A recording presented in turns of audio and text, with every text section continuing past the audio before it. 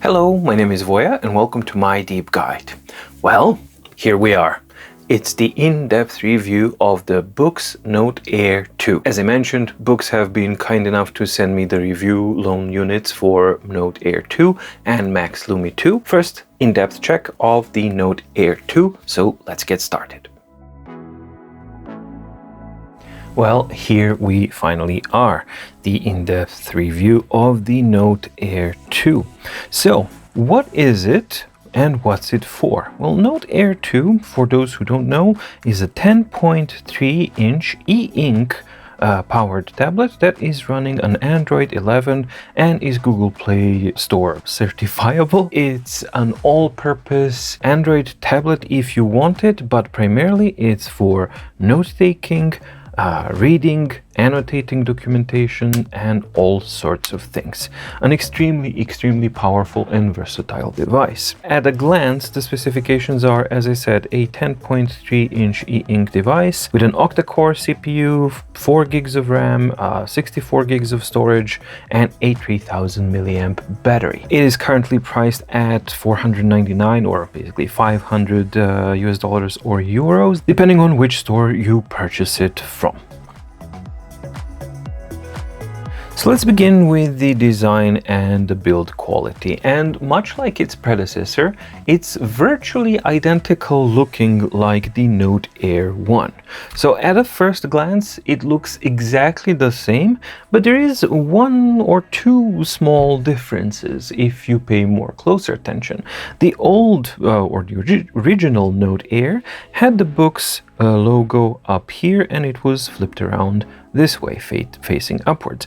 This one is moved down here and it's facing towards the screen. And the second difference is that on the side now we have an indication of the magnetic orientation and the position of the magnet for placing your pen to it. We have a completely flush screen on the front, we have a black bezel around the screen, and on the side we have this kind of extension for holding or mounting if you're actually using it as a screen for typing or in a horizontal mode, etc, etc. On the top we have nothing. On the right hand side we just have magnetic holder for the pen. On the bottom we got nothing, and everything is localized on the left hand side. Mono speaker, microphone, USB-C for charging and data communication, and a power switch. From the back we have a very clean affair, same like before, this lovely blue color and the racing stripy orange kind of a stripe here on the side, which is allowing the signals from wireless communication to actually pass through. It is an all aluminum alloy blend which is strengthened inside with a special kind of resin, and it's a unibody milled design. So you have the unibody aluminum strengthened, and then you have a Carta HD screen, which is a glass panel on top. Now, another very important difference between the Note Air 1 and the Note Air 2 is what's already on the top of the entire front of the device. And on the top of the device of the Note Air is a pre-applied paper-like film. Now, this is not just a screen protector, so this is not something that you can peel off, as you will actually damage the screen if you try to do that. No, this is actually much like Remarkable 2 and a couple of other devices that are using it. This is a pre-applied part of the screen, basically, and it is there to provide for additional friction and improved writing experience. And yeah, it really does the job well, as you shall see later on in the writing experience chapter. Overall, the build quality, I believe, is excellent. When Note Air 1 came out a little over a year ago, I actually bought it, and that has been my own personal driver and my own personal device for over a year. And it has went outside, inside, into the nature, all sorts of things. Yes, granted, I keep it in my default kind of this one, the folio, but as you can see, it's still pretty much unscathed, and it had a couple of tumbles here and there, but I had precisely 0 faults with this one 1 year after actually using it extensively daily for private and work use. The same build quality is present here, and a couple of other people are also testifying that, yeah, after a tumble or a fall, it didn't bend, it didn't break, nothing actually kind of fell apart. However, there was also some users who would actually wanted to clean the surface, and then they pressed really hard here, but they admittedly said that they pressed quite hard there, and then they managed to actually bend it. So it is sturdy within the realms of reasonable, and you have to keep in mind that even though strengthened, this is aluminum, so in its nature it is a softer type of material, but it has been strengthened, and for normal everyday use, even including a couple of tumbles here and there, this is a very sturdy and a very well built device. The precision is perfect, everything is just exactly how you would want it to be. Nothing is out of place, nothing is misaligned, even the film that's applied here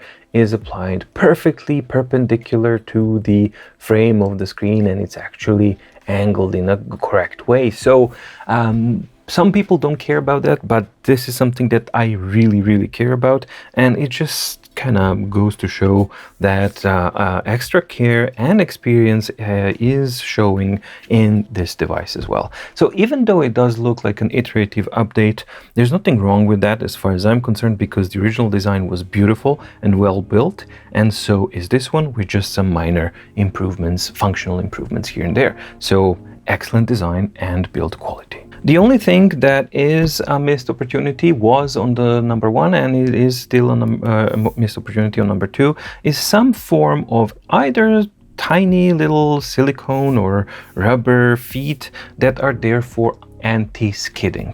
So because right now the surface is good, but it is a little slippery, so when you're actually writing, it doesn't take much pressure to get the device to slide around on the surface.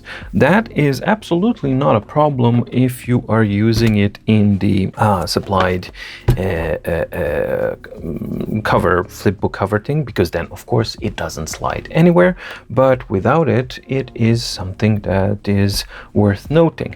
Now, granted, this kind of slipperiness isn't too much, but it is, for me at least, it does happen if I'm writing with one hand. So I do find myself having to hold just a little bit, just laying one finger here and then one hand, then it no longer slides. But, you know, for some people, it may be a thing to kind of keep in mind, so I am mentioning it. Note Air specifications are similar but better in pretty much every respect when compared to its predecessor, the Note Air 1.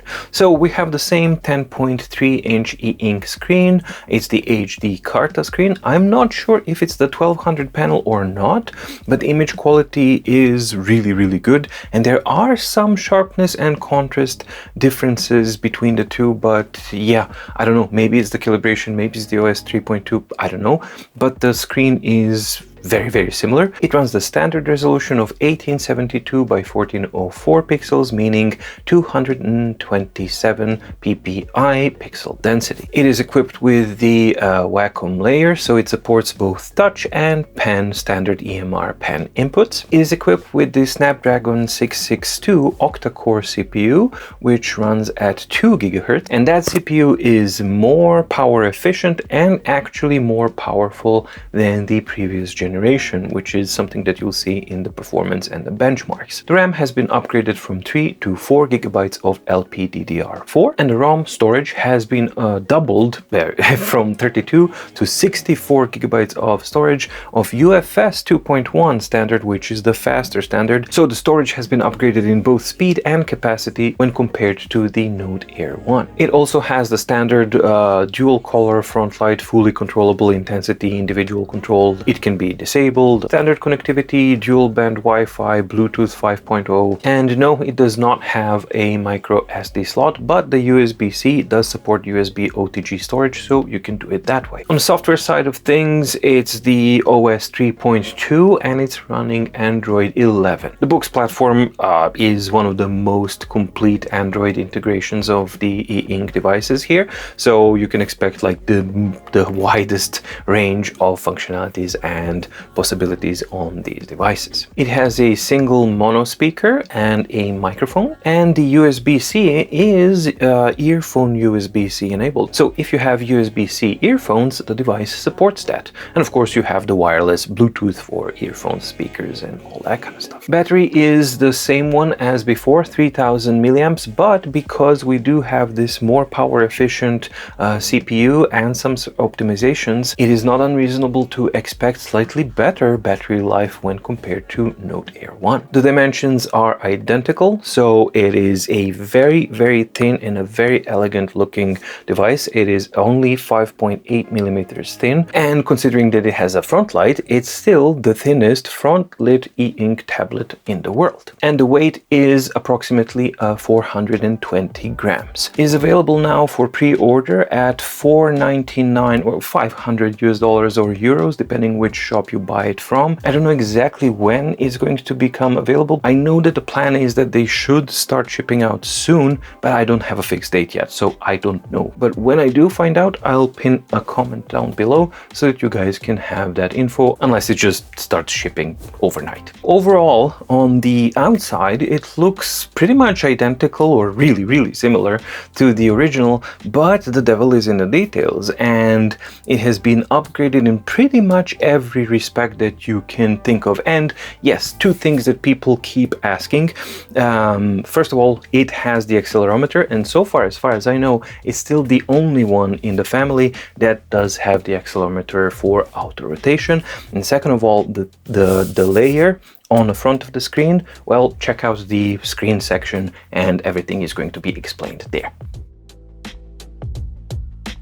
The screen is a 10.3 inch with a resolution of 1404 by 1872, which means that it has a 227 ppi pixel density. The screen itself, the panel, is HD Carta, which means that it has a crisper and better image quality overall than the Mobius Flexible, but it is a glass cover and a glass design panel, so it is a little bit more fragile than its Mobius Flexible counterparts. The screen looks great and it performs excellently. So you need to kind of keep in mind that Boox platform has multiple speed refresh modes, and depending on in which mode you are, certain speed modes lend themselves better to one purpose or another.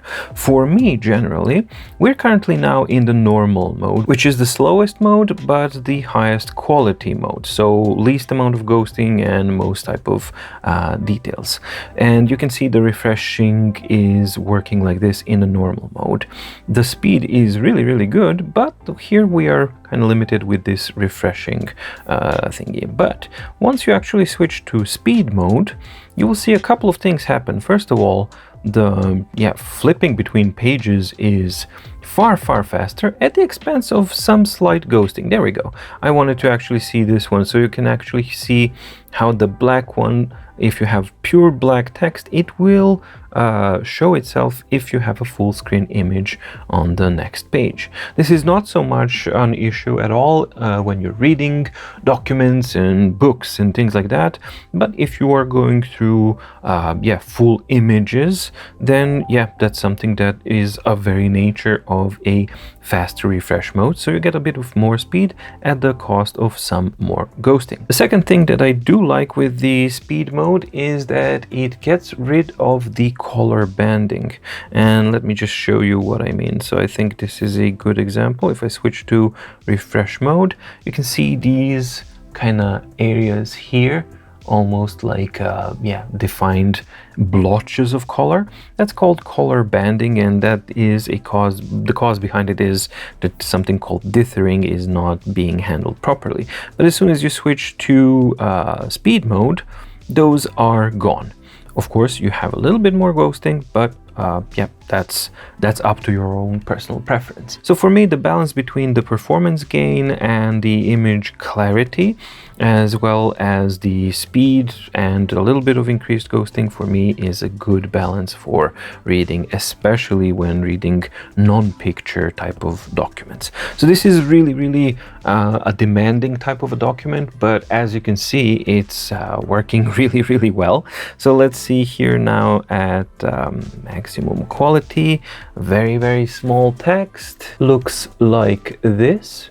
So you can see the clarity of the text, how it is in a somewhat challenging conditions, because we have transparency, white text on an image. And furthermore, if we go even tinier, I can't really get too much closer because this is super duper tiny. Let me just show you how tiny this is. So the thing that's entering here is the pen. So you see, compared to the nib, this is very, very small text. But even so, the clarity and the readability is excellent. Does it matter if it's 227 ppi versus 300? For most people, no, but there are some certain individuals who are apparently hypersensitive to this kind of thing, and they are able to notice this. So then, yeah, if you identify as such, then that is something that will bother you no matter what. The text itself looks a normal text page with different types of font sizes, and grayscale looks like this. And for me, it has excellent type of clarity and excellent contrast range. Now, with that contrast range in mind, there's another thing that you should also be aware of. So I mentioned that we have these refresh modes. We have the normal mode, we have the speed mode, then we have the A2 mode, which is really good for browsing internet and basically scrolling, because it does introduce even more ghosting, but it's really good for scrolling. And then you have the X mode, which is maximum deterioration of the image quality and ghosting, and that's supposed to be able to play videos. More on that a tiny little bit later. But what I wanted to show more is that in addition to refresh modes, we also have fairly extensive control system-wide for the dark color enhancement and light color filter. So what does that mean? Well, if you have a pale copy of a PDF, you can simply increase the contrast and dark color enhancements, and then it's actually going to work. And this is system-wide. And then you can also do the light color enhancement system-wide, and then you can whiten it some more.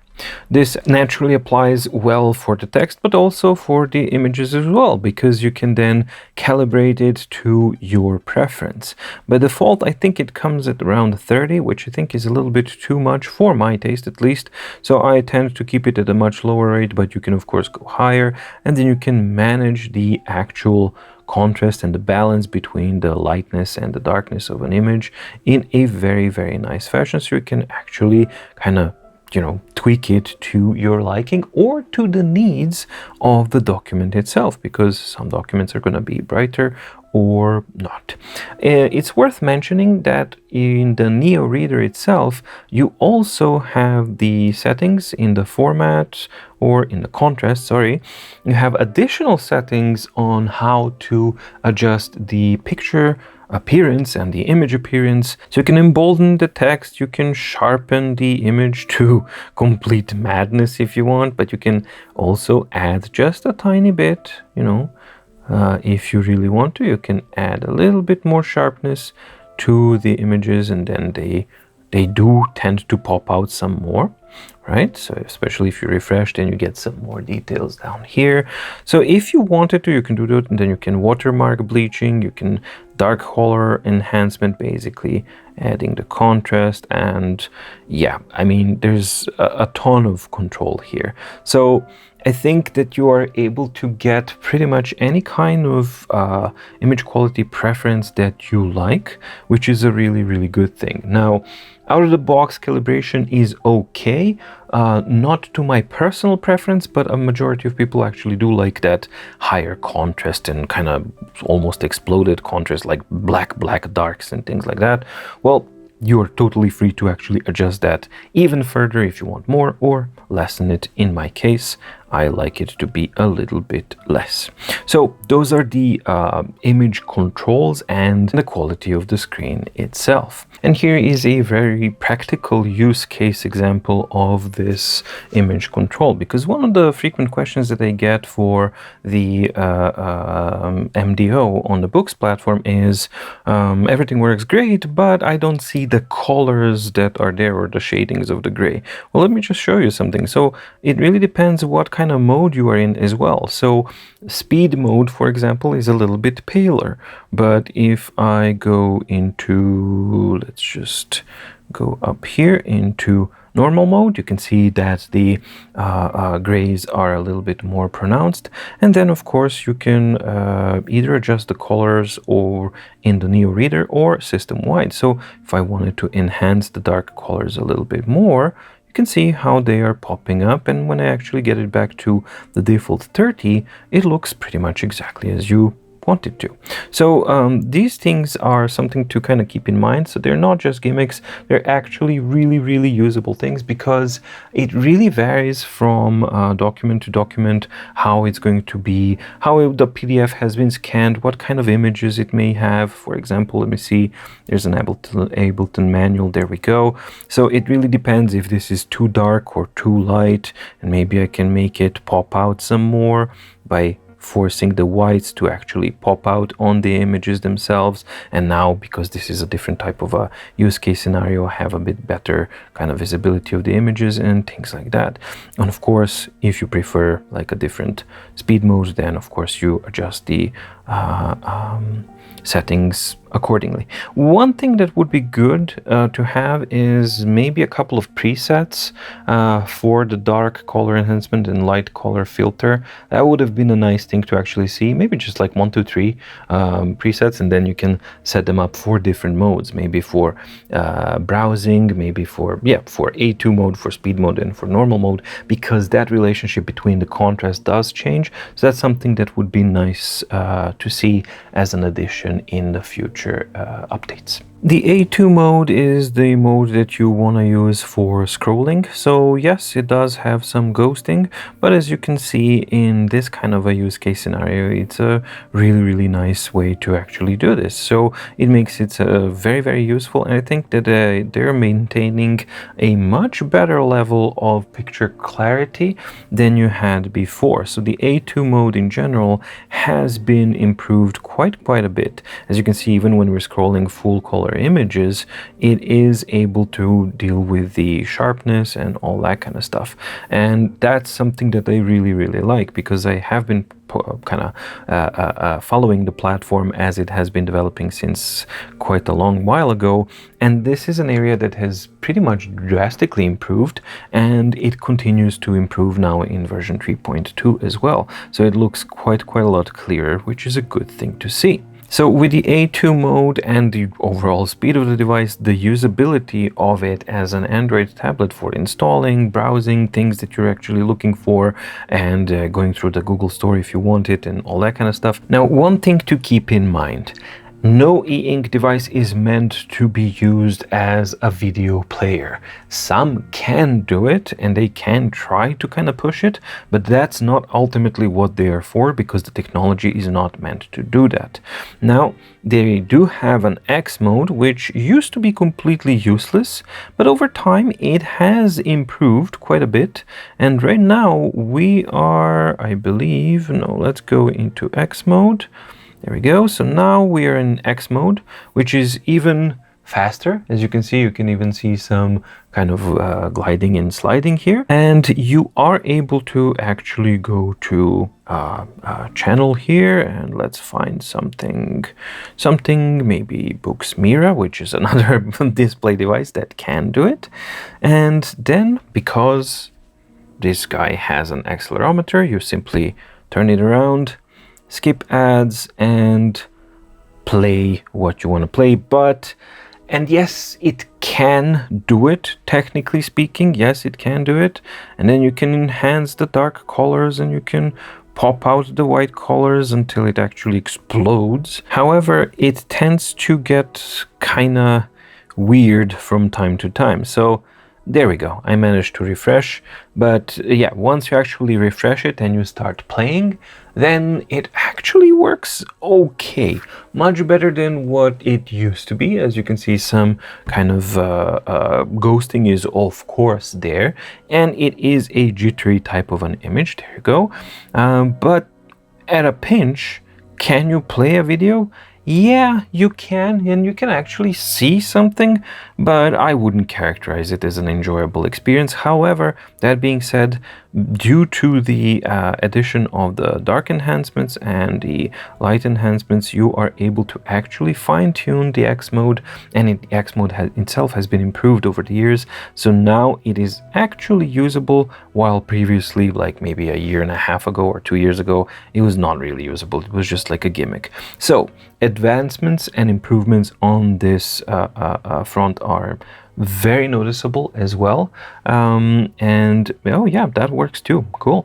So yeah, a standard Android tablet, but you gotta be careful with the X mode because it's really easy to get into a complete jumbled mess of ghosting and everything like that. So it's very fragile mode, so to speak, but yeah, in a pinch you can actually play a video. Boox Note Air is equipped with a dual front light, which can of course be turned completely off, or you can link it up and then pump up the intensity all the way up. You can unlink it and then you can only have the night light, which is still kind of weird that they're keeping the orange light as the daytime light and this one is the night light. And I think I know what they're thinking about. They're thinking like, oh, the orange is the color of the sun and the blue is the color of the night, but that's not how it works. It's supposed to be the other way around. The orange light is the one that doesn't contain the blue hues, which are damaging and disruptive to your circadian rhythm for sleeping. Therefore, the orange light is the night light, and this one is the blue one, is the daytime light, which is there to just kind of brighten things up. But anyway, you have the ability to enable, disable one of them, mix between them, blend any way you want, and it actually works really, really well. So what I particularly like about it is the uniformity, and you can clearly see that it's very, very uniform all over the edges, and this is something that has been improving over time. It's actually improved on the Note Air 2 as well. One of the hardest case scenarios for front lights is to have a pure black background and the front light pumped up all the way to the maximum. Usually you will see inconsistency and some light bleed actually going all over the way, but I have to say that this has been improved quite a bit. Normally we used to see some kind of a color bleed down here on pretty much most of the devices. The Note Air 1 was an exception. It was really, really good, and we see the same thing here. We just have a tiny little bit of light bleed here, and from what I can see when I'm just going through all of this, I can't see any white pixels or anything like that. So that seems to be good as well. And on the question, how black are the blacks? Well, that depends on the front light. If your front light is pumped up to the max like it is right now, then of course your blacks will wash out, and this is the worst case scenario.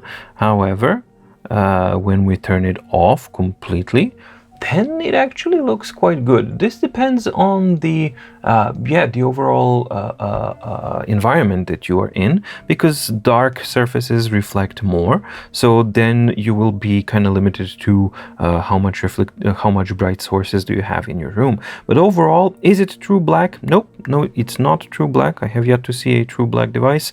Maybe if I went totally bananas and enhanced the darkness all the way to the maximum, yeah, it gets a little darker, but no, not true black, and I don't think it's possible actually with this technology to get to a true black.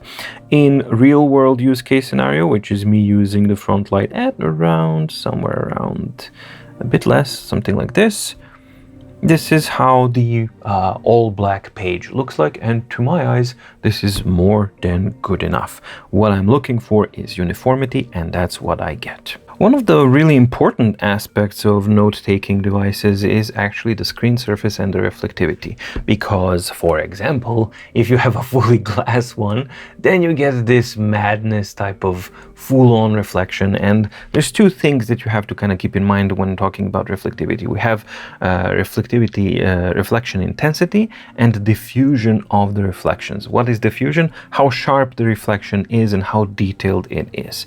Generally speaking, less diffuse a reflection is, or more detailed it is, more distracting it will be. So what you're actually aiming for is something that we are getting here. And don't forget, these are ultra strong lights. So they are very strong lights here, and we got like 3 of them pointing right at him. So this is the biggest intensity light, this is the smaller intensity light, and this one is, even for the room kind of normal regular circumstances, this one is still quite bright. That's basically what you're looking at as a reference point. And to my eyes, this looks really good because it's nicely diffuse and the intensity is very low. So when I compare it with my Note Air 1, which has a really good, this is one of the reasons why I actually picked this screen protector, was the reflectivity performance. And this is like by far the best one that I've ever seen. And even now when you compare it with these two, let's put it like this so you can see, it's actually really similar, which I find very impressive. There's a small difference here, but not such a big one, which is really impressive to see that out of the box. You don't have to buy a screen protector, you don't have to hunt for it, you don't have to do anything. The reflectivity of the surface on the Note Air 2 is excellent. All right, I wanted to address one thing that's a fairly common question. I don't know if you guys can see, but if I get closer here, there you go. So now you can see some kind of markings and especially like traces of writing, because I've been writing a lot on this device while I was actually, there we go. Now you can see it properly. And people often kind of think, oh, those are scratch marks. So well, they're not, because what's actually happening is this is a normal thing, especially for highly abrasive surfaces, something that has a paper-like surface. And that's basically the soft nib here is actually wearing out gradually as you write, because this abrasive surface is high friction, so it's taking small microscopic particles of the nib itself, and that's basically what you see here. It's not scratches, so these are all just echoes of existence of your old nib, or the nib where you actually wrote. How do you get rid of it? Well, don't spray it with anything. So don't use solvents of any kind, don't use literally nothing. The only thing you need is like a small dry microfiber cloth, preferably the ones that are used for eyeglasses. So these really work well, and all that you want to do is start gently rubbing and brushing over. You don't want to press, you don't need to press. As you can see, I'm just lightly doing it with just 2 fingers, lightly brushing over, going over the parts here.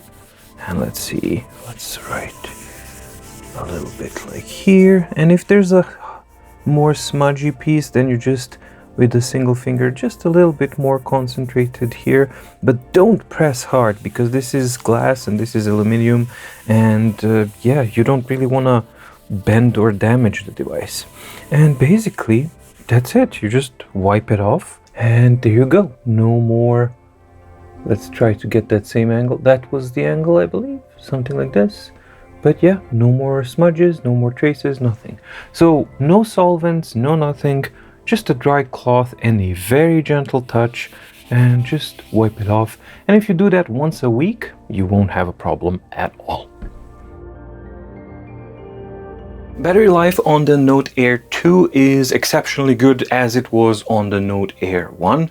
And just for those people who kind of ask this kind of question, how is it battery? I heard that the battery on Boox devices is bad. No, it's not. It really isn't. It's just maybe a handful of people who misuse their devices and ruin them. And what they did on those devices, it would ruin battery on any device. It just happens to be a Boox device, and then they just went. So no, my personal experience is not a single Boox device that I owned and used now for Note Air for well over a year, my Note 2 for 2 years, and all that kind of stuff. stuff. Nope, never had a single problem with the battery, and the capacity isn't really dropping off. So what more would I want from it? That being said, Note Air 2 has the same 3000 milliamp battery capacity, but because it has better internals, more modern internals, more efficient internals, the battery life is actually a little bit better than it was on the Note Air 1. So I did my standard round of tests for the battery life, and it consists out of the reader running for 1 hour, auto page flipping every 20 seconds, front light at 0, front light at 50, front light at 100%, Wi-Fi on, Bluetooth on, and the results that I got with that are really staggering, especially the one without the front light.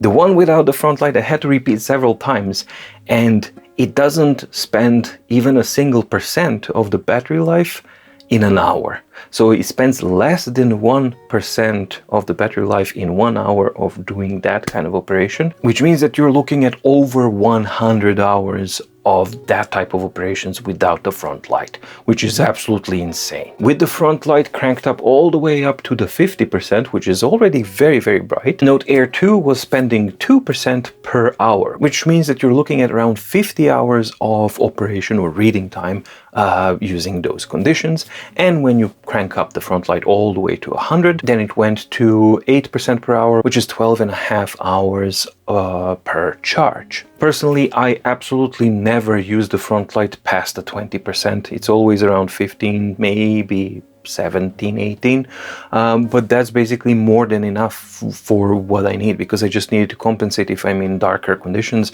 If I'm not, I just keep it off. So if that's how you're using it, then the battery is just going to last and last and last and last and last. So that's a very good thing to see. Now, the second portion of the battery test is the writing.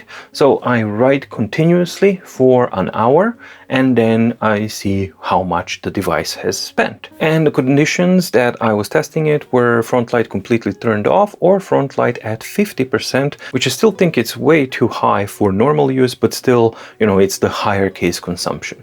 And interestingly, in both cases, the device was actually spending 8% of the battery per hour, which indicates that the act of writing itself is the one that's the primary consumer. So probably if I had the stamina and was writing for 8 hours or something like that, then I would be able to see the differences between the front light. But as it is, in this control session where I basically write for 1 hour this way, 1 hour that way, the consumption was pretty much exactly the same, and it averages at around 12.5 hours per charge. It's a safe bet to say that something is physically going to happen to you before that battery runs out. So yeah, battery performance, exceptionally good.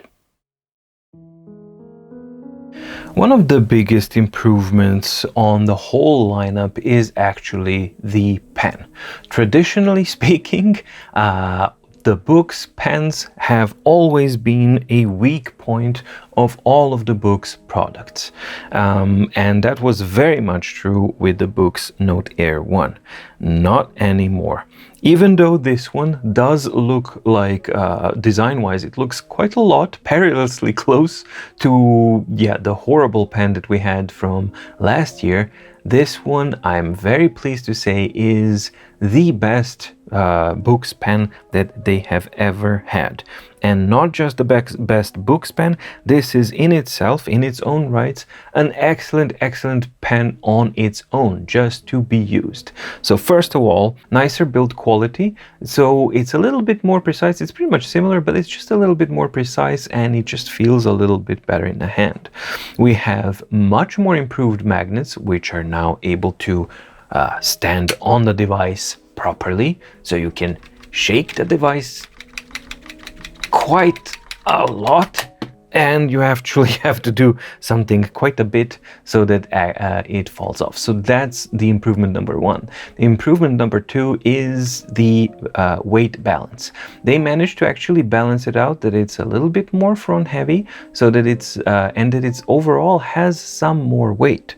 And the thing that I do like very much so is this. So basically, when you're holding the pen, it is balanced in a good way so that you can just pick it up and you basically write. So it can effortlessly sit in your hand while you're writing, and that really helps with the comfort level, especially for prolonged writing sessions. And I've been writing with this one for hours and hours and hours. I mean, the battery test alone was 2 hours of consistent writing, so that's a test in itself. And of course I've been writing quite a lot, but to actually go through 2 hours of writing, because I was writing with the same pen first on Note Air 2 and then on Max Lumi 2, and I was just like one session sitting and writing. Usually my hand just kind of falls off and everything kind of hurts, no matter how good the pen is. This time, no. So the only pens so far that I've never had that issue is my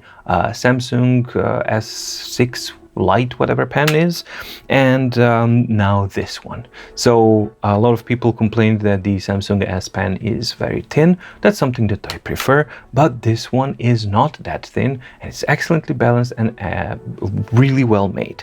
And the most important thing of all is this little nib here. This thing is like magic. I kid you not that this pen and this nib feels better than the Remarkable 2 pen, better than the Remarkable 2 nib. When I actually use this pen on the Remarkable, it feels better than the default pen, for example. So we're talking about that category. We're no longer talking about the Boox category of pens. This is the real deal. And to sweeten the deal, the nib is the standard shape, size, and format. So even if you don't like the nib, with this pen, you can put in the nib that you prefer, and there you go. And I discovered a little secret. On the back of the pen, you have this kind of X thing, right? I was fidgeting around with it, and then I noticed a little kind of a edge here. So then I twisted it, and then you go, it opens up, and inside, we actually have, there's a little screw in there, I guess, to kind of unscrew the whole mechanism, but you could use this little hollow piece to actually put spare nibs inside, plenty of them inside, screw it back in because it's with a screw, and there you go. Then you have your spare nibs always with your pen, and you don't have to kind of wonder where they are or fiddle around in the boxes or kind of lose them or whatever. So all in all, this is an excellent upgrade and an excellent pen in its own right. Just as a standalone pen, I absolutely love it.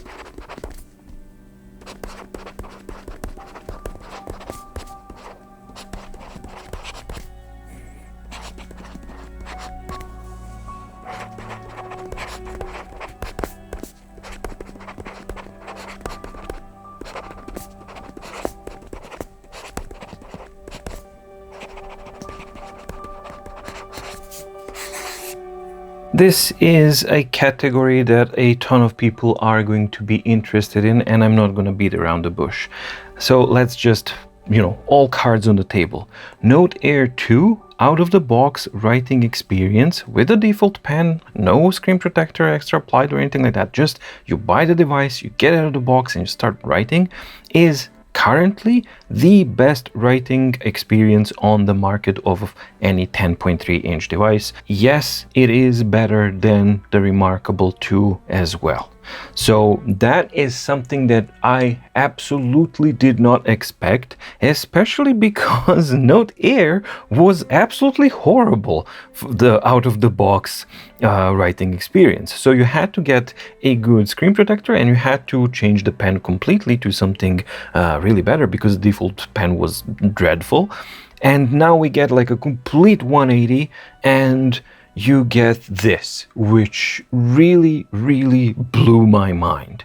So when I started comparing back to back this and the Remarkable 2, the first thing that struck me was, boy oh boy, this is really fast. So the writing latency, personal impression, subjective impression was that this is really fast, and you guys can check out in the unboxing and first impression videos, I was mentioning that this feels like low 40s or maybe even 30s as far as the milliseconds go. Just wait and see the D.E.S.T.A test coming very soon. But above everything else, it is the combination of the precision, the pressure sensitivity, which was again a weak point of Boox pens. None of these things were actually a problem, and it's kind of weird to have everything addressed at once in one update. That's something that I really didn't expect. You usually get like iteration, slightly better this, slightly better that, slightly better that. Nope, not in this case. In this case, it's like whoosh, the whole thing. So we first have excellent surface here with excellent reflectivity, and it feels like paper. We have excellently balanced pen, which has super fast latency, very good balancing of the pressure sensitivity, excellent precision compensation on the screen. Where you write, that's where your stroke is, which is really good, makes you feel connected to the device. And then on top of it all, you have this nib and the amortization or the damping of the nib itself, which is an incredibly important and sophisticated part of a pen, and this one actually has it. The end result is that when I write on this one and I go to Remarkable 2, with the Remarkable 2's default pen, the Remarkable 2 feels glassy and it feels harder, less comfortable than this one. Then I took the Remarkable 2 pen and wrote on the Note Air 2, and it was less comfortable than with the default pen here. That was just Lucy passing by, of course. So it actually then identified that it was largely due to this pen. So then of course, naturally I used this pen, wrote on the Remarkable 2, it felt more comfortable than the default pen, but here's the kicker. Even with the same pen, regardless of which pen I use, if I write on the Note 2 and then I write on the Remarkable 2, they're very close, but Note Air is ever so slightly less glassy or softer, and it just feels a little bit more comfortable. And that's something that I really didn't expect. So yeah, right out of the gate, absolutely amazing. Now, part of the writing experience should be also the notebook experience, but the thing is that in the case of a Boox platform, it is so expansive and it has so many things and functionalities that it has to be like almost a dedicated video. And this experience and functionality is shared over all of the Boox devices. So the exploring of all the functionalities and an actual guide around this is going to be in a separate video, which is going to be the Boox guide update on this one using the 3.2. But I just want to kind of go over the most notable changes, not the functionalities themselves, but the changes themselves that are notable for the OS version 3.2, which is on the Note Air 2, and it's going to come to Note Air 1 as well. The most important one and the most obvious one is the ability to actually easily add preset brushes, and they are far more easier to actually access now up here. And that's something that I think is a really nice thing to see. So you can very easily just add a new brush, and then let's say maybe I want a ballpoint pen, or I already have it, let's say a pencil brush that's going to be a little bit harder, and I want it to be of a gray color. And now I can very effortlessly switch between my pen brush or an ink brush or a graphite pencil like this. And then maybe, hey, I actually want it to be black.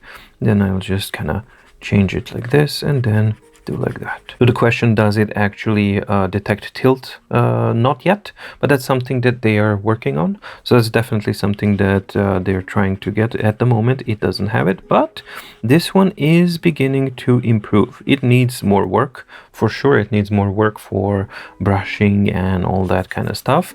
That's not there yet, but there's continuous improvement on that field as well, which is a nice thing to see. And additionally, we also have a much more wide color palette right here, which is a really cool thing to see. Once you export them, of course this is a black and white device, but once you export this onto a color device, then you will see your strokes actually appear in one of these colors. Other things that people kind of asked, yeah, we still have whoopsie daisy, that was a lot of misclicks. We still have 5 layers as a maximum on top of the template layer, right? So that's basically what you have as a normal thing. And some other things that have been added are basically adjustments of your of the template themselves.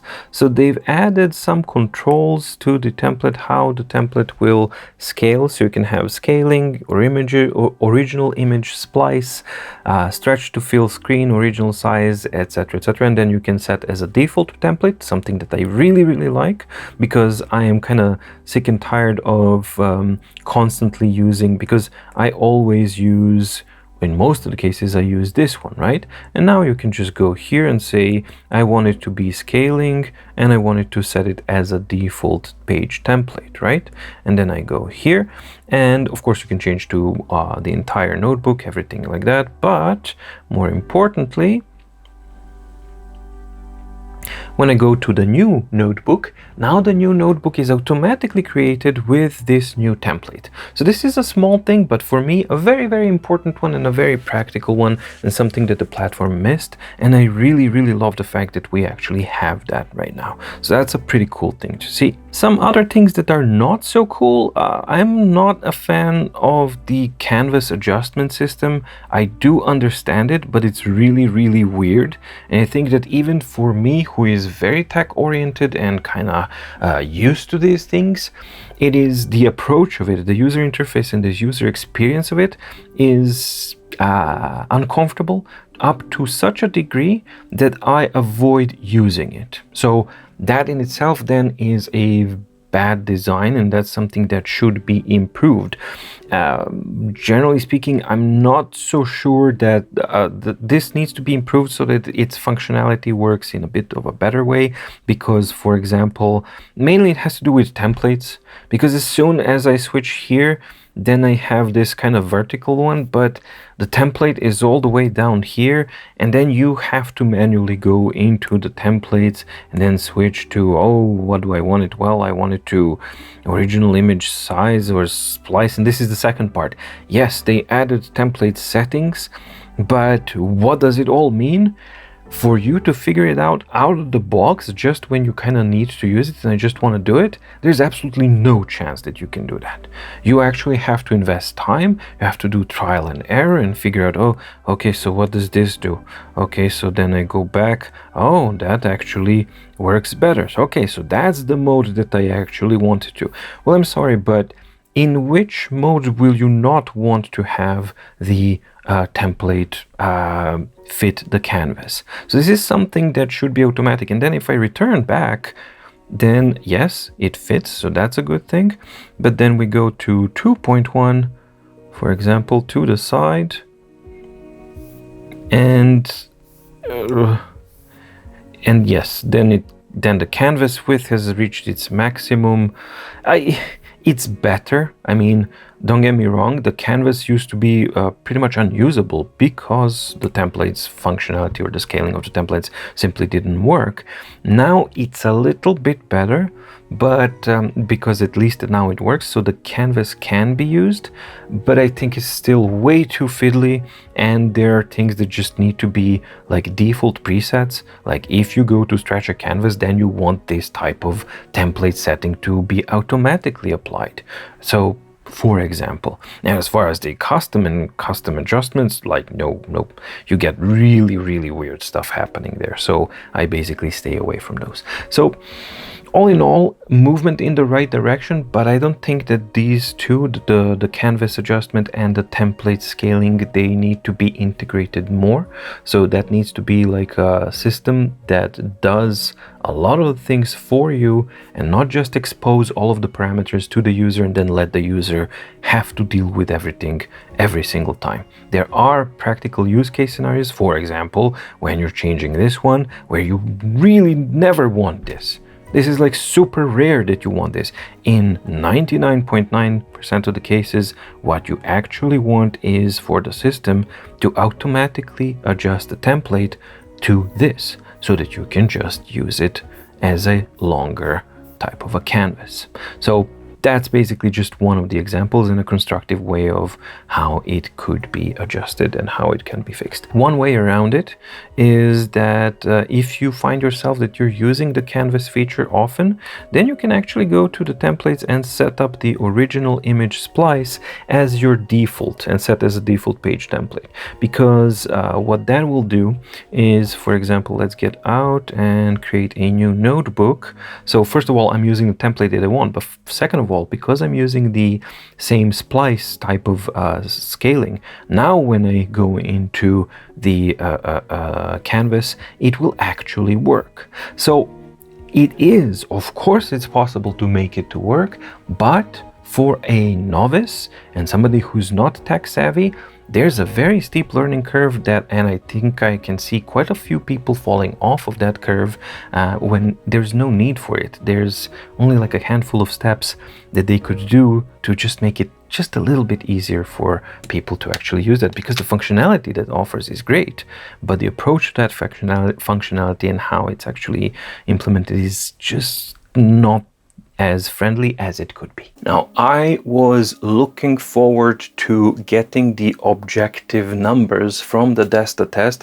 from the day I very first unboxed the Note Air 2 and wrote the first sentences there, because my first impression was that, hey, this is faster. This is really fast. And I couldn't really pinpoint because you had much improved writing experience, much improved writing surface, and on top of that, it seemed faster. Now, my initial thought was, turns out to be conservative, because I said, hey, this feels like really low 40s or maybe high 30s. And I didn't want to kind of jump the gun because it was too many things and it's a subjective kind of feel. But yeah, the D.E.S.T.A actually confirmed what I was thinking, which is that the Note Air writing latency is down to 33.7 or 0.8 milliseconds. That is not the Remarkable 2 speed, but at this point, when you're actually below those 40 milliseconds, it doesn't matter. If it's 23, 28 or 33, it really doesn't matter, because then that speed latency is more than good enough. That's like an excellent category. And then other things become the important ones, or the important factors that affect the writing experience.